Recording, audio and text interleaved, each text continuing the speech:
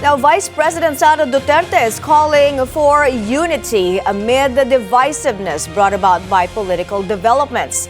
Chad Gatchalian is on the phone for the details. Go ahead, Chad. That's right, Mai. After a long time split with her unity running mate, President Bongbong Marcos, Vice President Sara Duterte called for unity in another interview at The Hague, Netherlands. Duterte expressed dismay over what she said is lack of unity in the country amid political tension in the Philippines. VP Sara claimed this is due to the vested interests of politicians. Nakakalungkot na mula sa pagiging magkaisa na bayan ay nagkawatak-watak tayo dahil sa personal na interest ng mga politiko. VP Sara claimed due to politicians' conflict, those who are marginalized are being left behind. She also said she feels ashamed over the developments at the Senate following a coup that changed his leadership and a supposed attempt to arrest his ally, Senator Bato de la Rosa, through an arrest warrant from the ICC. Despite her call for unity, she hit the Marcos administration anew.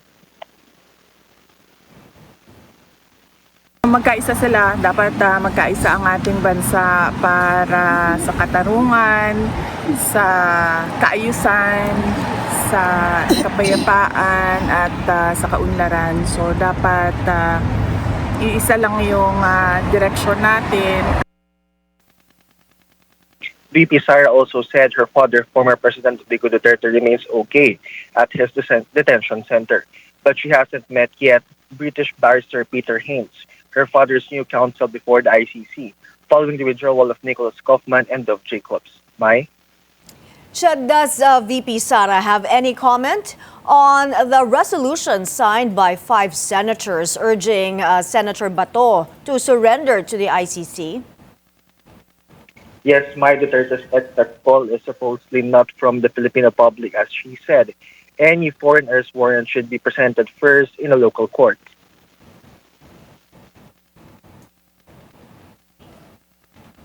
Magkaisa sila, dapat magkaisa ang ating bansa para sa katarungan, sa kaayusan, sa kapayapaan at sa kaunlaran. So dapat iisa lang yung direksyon natin. VP also decried what she called the diminishing respect of government agencies on the independence of Senate. But NBI Director Melvin Matibag said earlier in memo, they're actually respecting the Senate's authority and independence. But he also underscored its responsibility to cooperate with what he called a valid warrant of arrest from the ICC.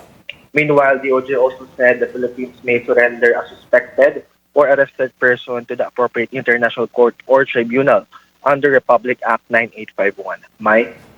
Thank you. Chad Gatchalian reporting.